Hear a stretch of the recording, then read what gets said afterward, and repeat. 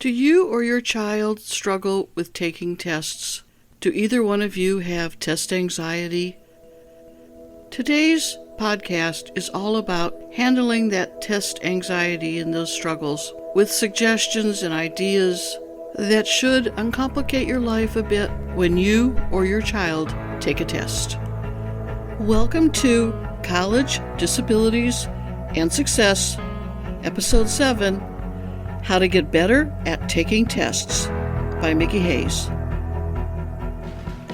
As you know, I've been a learning disability specialist at a college, and through my time as a learning disability specialist, I met dozens and dozens and dozens of students who all struggled with the same question. What can I do to pass a test?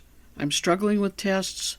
I get scared. I have test anxiety. I seem to know the material and then I get in there and I forget all of it. What can you do to help me? And those are rather daunting questions for someone to bring to me. And I made a decision early on that I was going to gather up as much information as I could from every possible resource out there that I could get my hands on to determine some of the best strategies and techniques that I could offer the students as suggestions. Now, some of the information that I learned dealt with how to study in itself, and I will be doing another podcast on simply how to approach the material and study the material.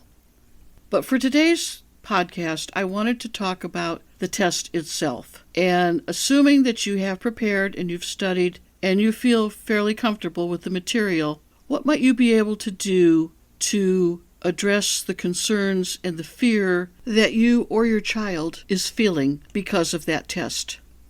I've narrowed today's podcast down to 6 techniques. The first recommendation I make is if you are taking a test on campus in your class, to avoid the door people.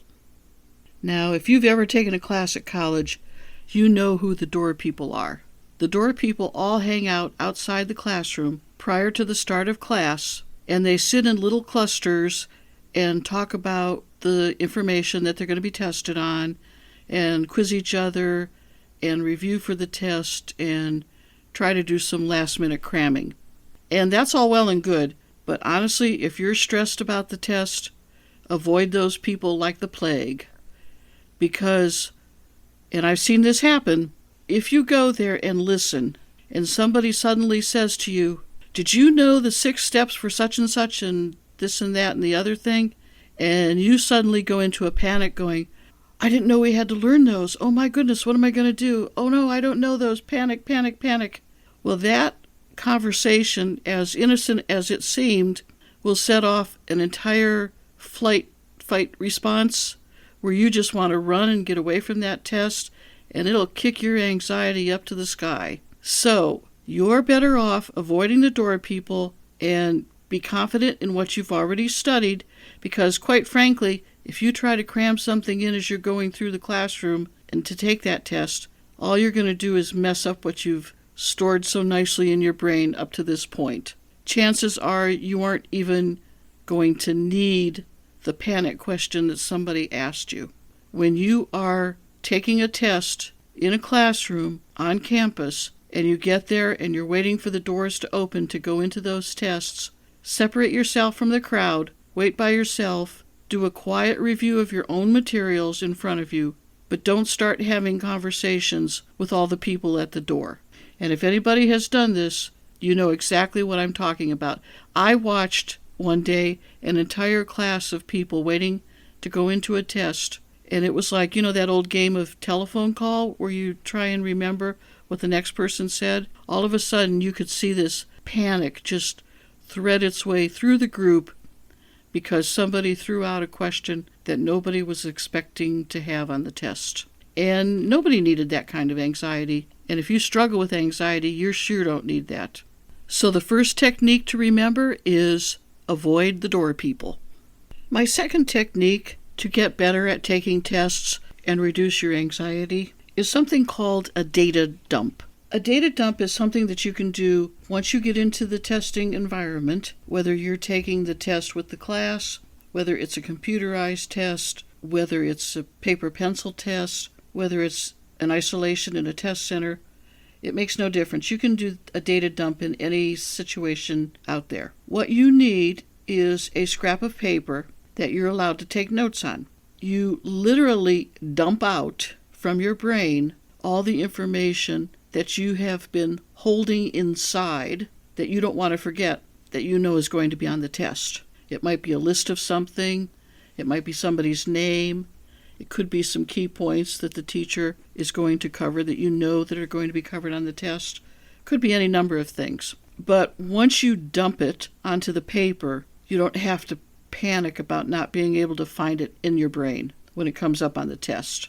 Now, there is one caveat that I have to warn you about. If you are doing a data dump, be sure to let the professor or the test monitor or whoever is in there, let them know that you're going to do this. Let them know that once you're able to start the test, that you need a scrap piece of paper that you can jot down all the stuff in your mind that you don't want to forget. But it will be a scrap paper, and you're doing it after the test begins. That way, nobody can accuse you of bringing a cheat sheet into the test with you. You want to make sure that who's ever monitoring that test knows that this is your plan and that this is what you are going to do. But doing a data dump can be a very effective way of allowing you to relax and kind of chill out a little bit and take a look at the test without fear of forgetting the information that you stored so nicely in your brain when you were studying. So technique number 2 is to plan to do a data dump at the test. Technique number 3 is to scan the entire test before you answer a single question. Technique number 3 is effective if you are taking a pencil and paper test. Unfortunately, it won't work with a computer test. But if you have a pencil paper test in your hand, the first thing you should do for technique number 3 is to scan the entire test. Take a quick look and look at the easy parts and the hard parts. See if there's any that you know the answers to right away that you might be able to fill in on the test. Know that if there's a really hard one, just to put it aside and do the easy ones first, because you want to get as many points as you can. What I've found is that students will rush through a test so they can have a whole bunch of time on doing a very hard question that they really don't know the answer to. And if you're in a situation where you've got a question on there as you scan the test and you go, oh, I have no idea, that is not where you want to start first. You want to save that for last. Because what will happen is you'll waste all this time trying to reimagine what you forgot to study or didn't know to study to come up with an answer, and then you're scrambling to do the parts of the test that you already know the answers to. So whenever it's possible, at least look through the test, get a sense of how long the test is going to take, how big it is. Are there questions on the back of the test, or is it all one-sided? You know, teachers that hand you a paper pencil test sometimes put questions on the back, and I have seen students miss those because they didn't turn the paper over. So scan the whole test, get a sense of how large it is, what's going to be easy for you, and what's going to be a little more difficult, what you're going to have to guess at, and what you have no clue at all about. And that way, it gives you a sense of the whole test. What I've noticed in the past is students who don't scan the test, they'll start with question number 1, and if question 1 throws them or it's hard, that pushes the panic button just a little bit, and they take a guess and move on. And then they hit question number 2, and they don't know that one either. And so what happens next is they press that panic again a little bit more.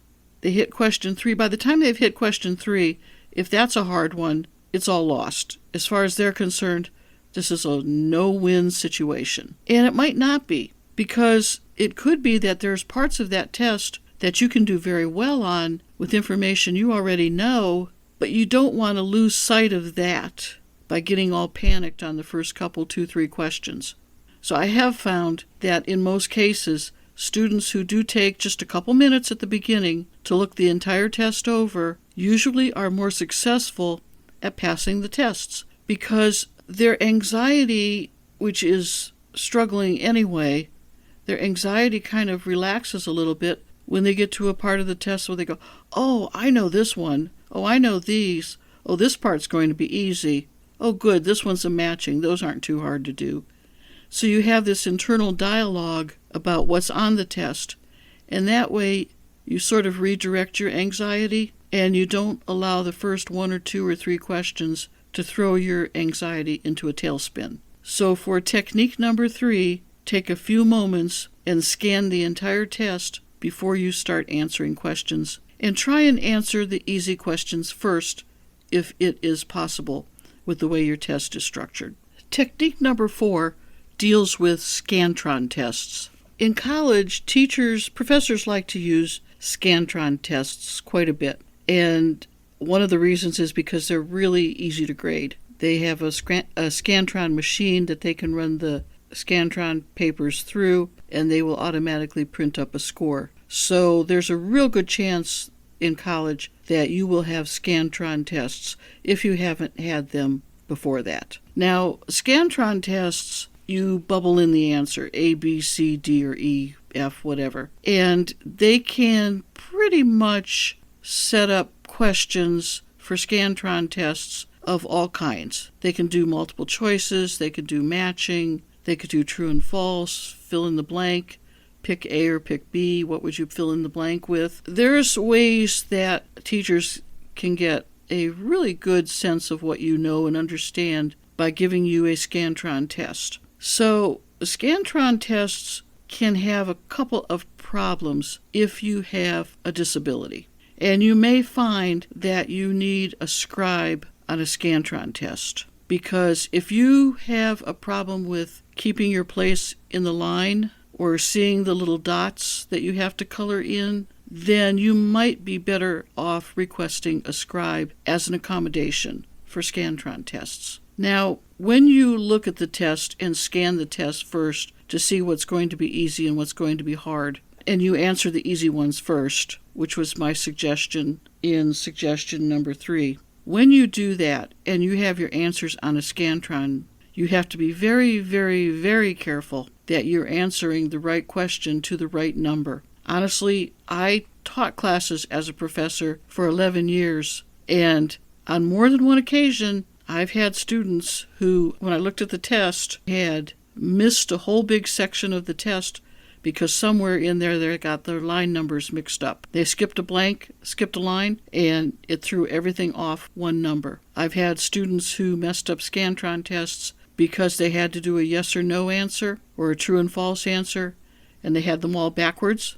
So they knew the answers, they just had them all backwards. So for true, they said false. For false, they said true. So you have to be really careful of scantron tests. So if you have any trouble at all using a scantron accurately, have a conversation with the disability specialist to see if you can get a scribe to help you out with that. But if you don't have a scribe and you're left to your own devices, double check every few lines, make sure you're matching question 25 on the test with question 25 on the scantron. Question 32 on the test is 32 on the scantron. Stop and check your scantrons every 4 or 5 answers, because if you're off a notch, you don't want to discover it at the end of the test, when all of a sudden you're at test question 50, but your scantron says 51. That's a huge problem, because then you have to go back through the whole test and try and figure out where you messed it up. And that is not always easy, especially if you happen to answer one question twice, and you just don't know which one it was. So technique number 4 is to watch very carefully and double check your place for your scantron tests. Technique number 5 deals with essay tests. College tests often have something called a short essay, or they have a long essay.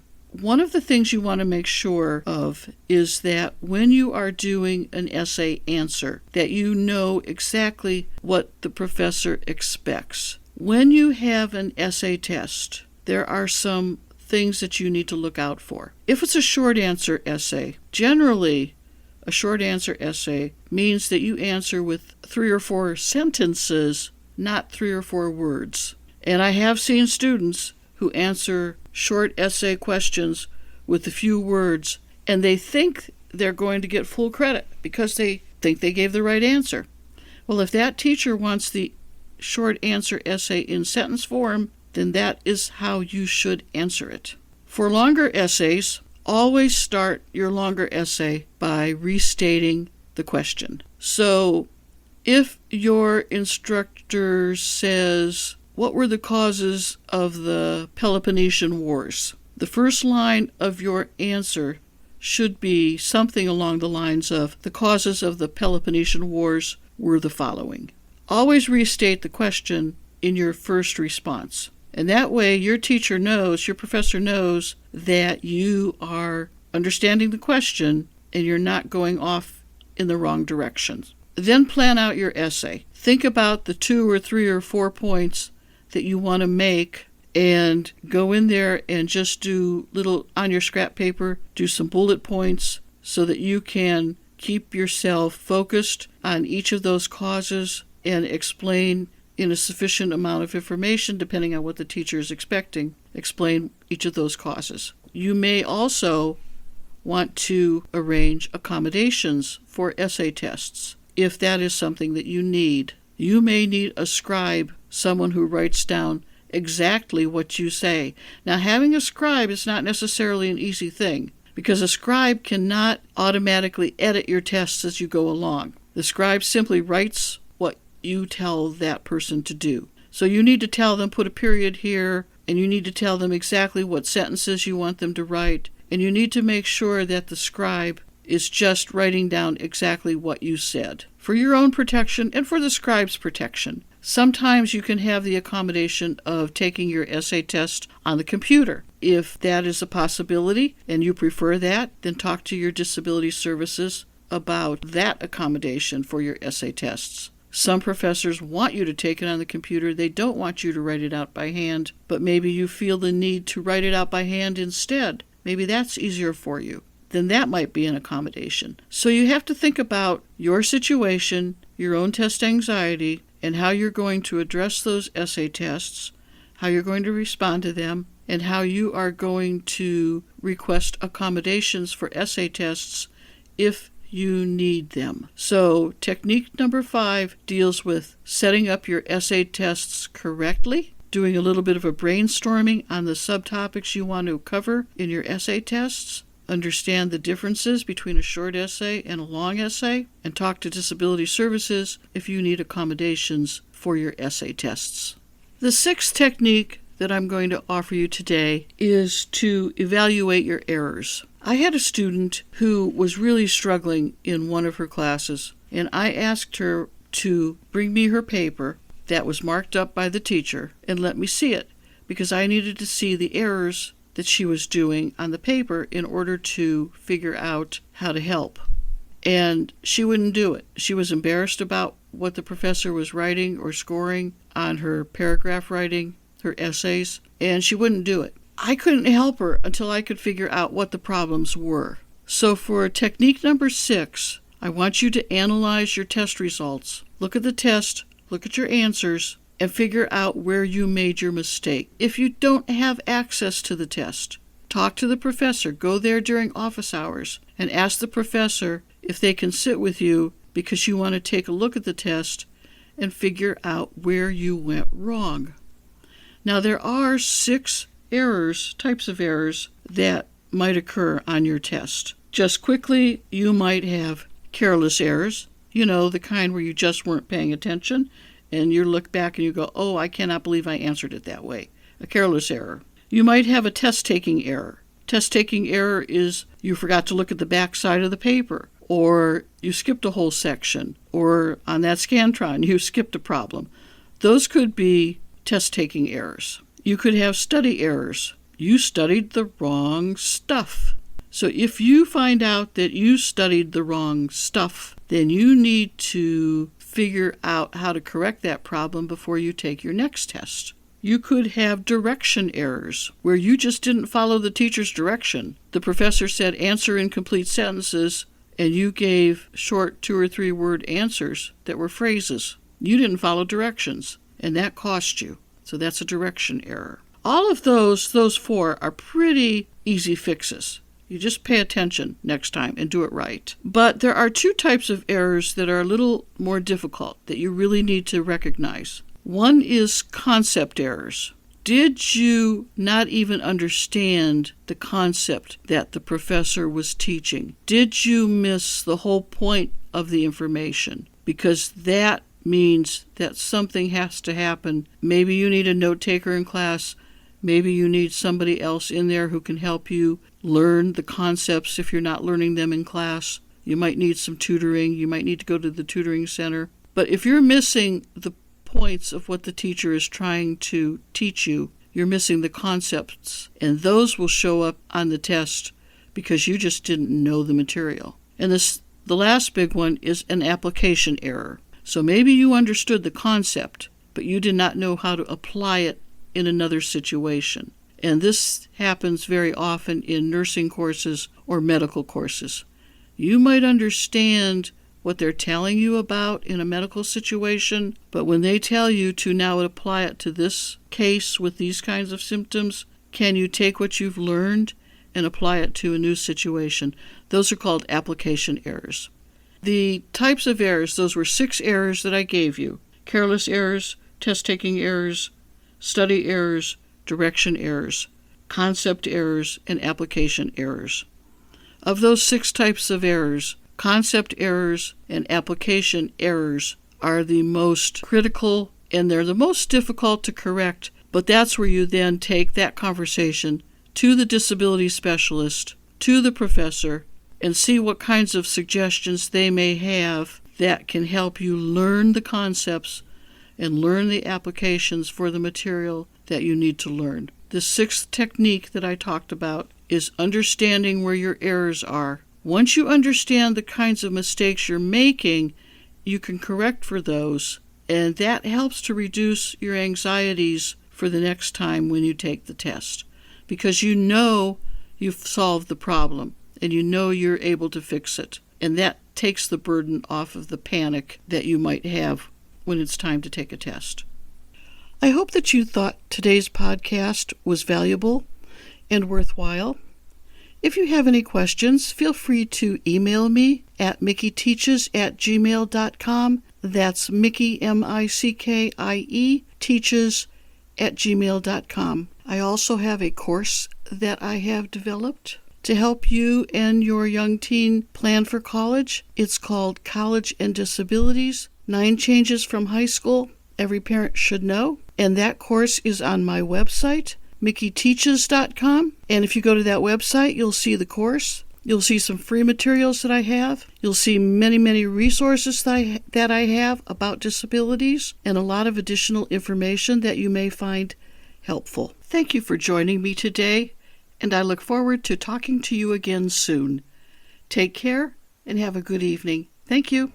The information contained throughout this podcast has been gleaned from my own personal experiences, but to ensure accuracy, please contact the Disability Services at the college of your choice to have first-hand information and the most up-to-date policies and procedures followed by your particular institution of higher education.